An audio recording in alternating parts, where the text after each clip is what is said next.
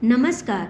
मैं डॉक्टर मीनाक्षी कंज जमशेदपुर झारखंड से आज दिनांक 19 अप्रैल 2025 को सदीनामा की ओर से संपादकीय लेकर उपस्थित हुई हूँ, जिसका शीर्षक है महाराष्ट्र को तमिलनाडु मत बनाओ राज, जिसे लिखा है हमारे सह संपादक आदरणीय राकेश अचल जी ने।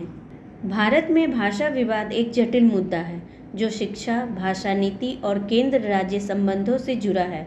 यह विवाद क्षेत्रीय भाषाओं के महत्व, हिंदी को बढ़ावा देने के तरीके और भारत की भाषाई विविधता को संरक्षित करने के तरीके पर केंद्रित है। अक्सर हिंदी भाषा और क्षेत्रीय भाषाओं के बीच तनाव से जुड़ा होता है, खासकर दक्षिण भारत में। यह विवाद अक्सर शिक्षा नीति, राजभाषा नीति और सरकारी कार्यों में भाषा के उपयोग से संबंधित होता है। इसी को लेकर हमारे संपादक महोदय जी ने महाराष्ट्र को तमिलनाडु मत बनाओ राज लेख लिखा है।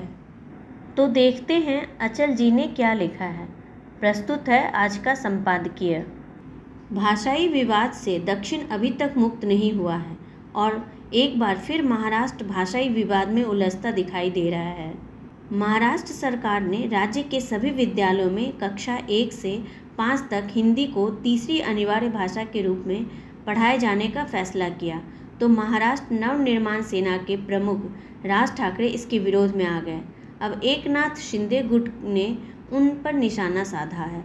जाहिर है कि महाराष्ट्र में भाजपा के नेतृत्व वाली भाजपा की सरकार है, सो उसका हिंदी के खिलाफ जाना नामुमकिन है। भारत में भाषा को लेकर विवाद नया नहीं है।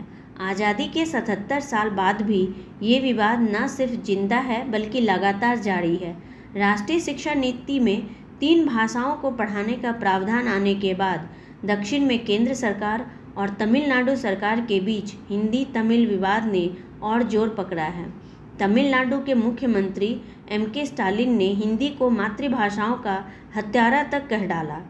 उनका आरोप है कि केंद्र सरकार हिंदी थोपकर भाषाई अस्मिता को कमज़ोर कर रही है।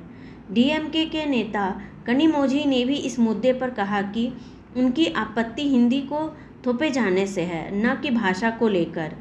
सवाल ये है कि क्या किसी एक देश की एक भाषा होना चाहिए या नहीं।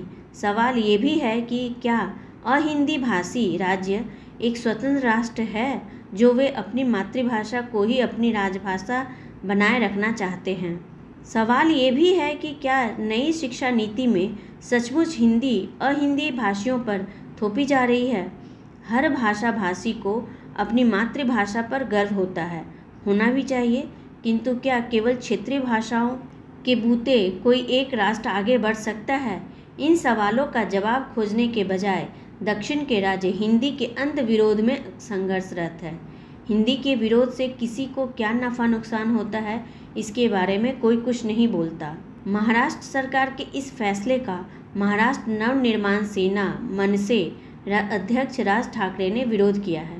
ठाकरे ने एक बयान में कहा है कि मैं स्पष्ट शब्दों में कहता हूं कि महाराष्ट्र नवनिर्माण सेना इस अनिवार्यता को बर्दाश्त नहीं करेगी। राज ठाकरे ने इसमें लिखा है, हम हिंदू हैं लेकिन हिंदी नहीं हैं। अगर आप महाराष्ट्र को हिंदी के रंग में रंगने की कोशिश करेंगे तो महाराष्ट्र में संघर्ष होना तय है। ठाकरे ने लिखा है, अगर आप यह सब देखेंगे तो आपको लगेगा कि सरकार जानबूझकर यह संघर्ष पैदा कर रही है। क्या यह सब आने वाले चुनाव में मराठी और गैर मराठी के बीच संघर्ष पैदा करने और उसका फ़ायदा उठाने की कोशिश है। राज ठाकरे महाराष्ट्र के स्टालिन नहीं हैं, हालांकि उनका अपना रुतबा है, अपनी ताकत है। वे स्टालिन की तर्ज पर हिंदी का विरोध कर महाराष्ट्र का और मराठी भाषा का भला शायद नहीं कर पाएंगे, क्योंकि महाराष्ट्र देश की आर्थिक राजधानी है और वहाँ पूरा देश ही नहीं बल्कि दुनिया एकाकार होती है। महाराष्ट्र में रहने वालों को जितनी मराठी की ज़रूरत है उतनी ही हिंदी की भी।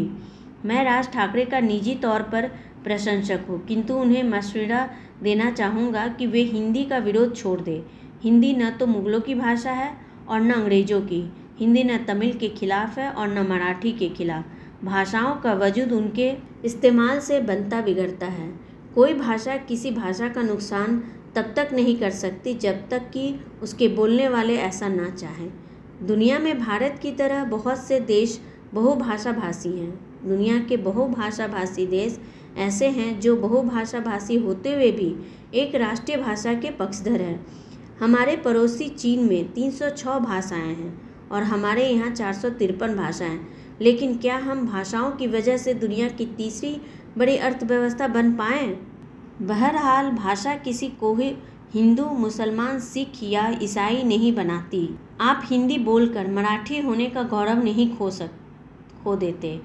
तमिल वाले ऐसा सोचते हैं, लेकिन दुनिया की सबसे प्राचीन भाषा होने के बाद तमिल को कुल 120 मिलियन लोग बोलते हैं, जबकि अंग्रेजी को 268 मिलियन और चीनी दूसरे और हिंदी इस मामले में तीसरे नंबर पर है।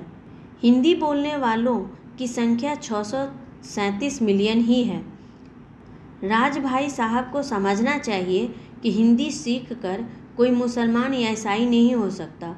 वो जो हैं वो ही रहेंगे। मराठी हैं तो मराठी ही रहेंगे।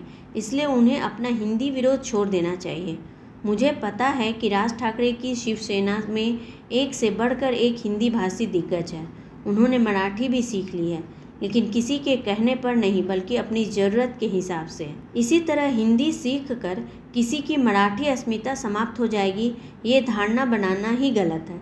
राजनीति के लिए भाषा के अलावा और दूसरे तमाम मुद्दे हैं। भाषाई आधार पर राजनीति करने से न तमिलनाडु की कोई राजनीतिक पार्टी आज तक राष्ट्रीय पार्टी बन पाई और न महाराष्ट्र की किसी राजनीतिक पार्टी को राष्ट्रीय पार्टी का दर्जा मिल पाया। राज ठाकरे का तर्क है कि देश के तमाम राष्ट्रों का गठन भाषाई आधार पर किया गया था। सही है, लेकिन भाषाई आधार पर राज्य के गठन का ये अर्थ ये तो नहीं है कि वे किसी एक भाषा के जरिए संपर्क सूत्र में नहीं बन सकते। अतीत में जब मनसे नहीं थी, तब भी भाषाई आधार पर गैर मराठियों के साथ आंदोलन भी हुए और गैर मराठियों को महाराष्ट्र से खदेड़ने की कोशिश भी। लेकिन क्या महाराष्ट्र गैर मराठियों से रिक्त या मुक्त हो गया? राजभाई साहब को समझना चाहिए कि वे जिस दौर की दुनिया में हैं, वहाँ न रंग के आधार पर, न जाति के आधार पर और न भाषा के आधार पर किसी से भेद किया जा सकता। भाषाई अस्पृश्यता भी उतनी ही खराब है जितनी कि जातीय अस्पृश्यता। इसलिए हिंदी का विरोध करने से फ़ायदा कम, नुकसान ज़्यादा होगा। मुमकिन है कि कल को हिंदी के मुद्दे को लेकर राज ठाकरे की नमस्ते एकनाथ शिंदे की शिवसेना के साथ हाथ मिला ले, लेकिन इनसे न राज्य की सरकार अस्थिर होगी और न उसे ब्लैकमेल किया जा सकेगा। हिंदी के विरोध के किसी भी आंदोलन से महाराष्ट्र की अर्थव्यवस्था और संस्कृति का नुकसान होगा। दक्षिण वाले हिंदी का विरोध कर अपने सूबे की सियासत में तो टिके हैं, लेकिन वे राष्ट्रीय राजनीति का हिस्सा नहीं बन पाए हैं। हम चाहते हैं कि राज ठाकरे जैसे प्रतिभाशाली युवा राष्ट्रीय राजनीति का हिस्सा बने, किंतु इसके लिए राज ठाकरे को अपनी भाषाई प्रतिबद्धता का त्याग करना पड़ेगा, क्योंकि हिंदी के साथ खड़े होने का अर्थ मराठी या मराठियों का विरोध या उनके हितों का अतिक्रमण नहीं है। तो ये था हमारा आज का संपादकीय। कल फिर लौटूंगी नए विषय, नए संपादकीय के साथ। तब तक के लिए मैं विदा लेती हूँ। नमस्कार।